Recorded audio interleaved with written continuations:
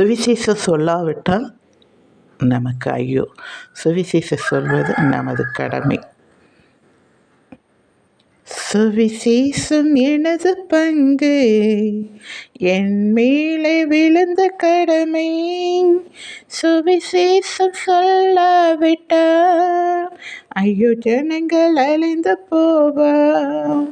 சுவிசேஷம் சொல்லாவிட்டால் ஐயோ ஜனங்கள் அழிந்து போவார். பாவத்தில் விழுந்த ஜனங்களை தூக்கி நல்ல வழியில் நடத்துவோம்.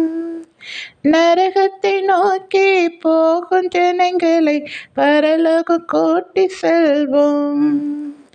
பாவத்தில் விழுந்த ஜனங்களை தூக்கி நல்ல வழியில் நடத்துவோம்.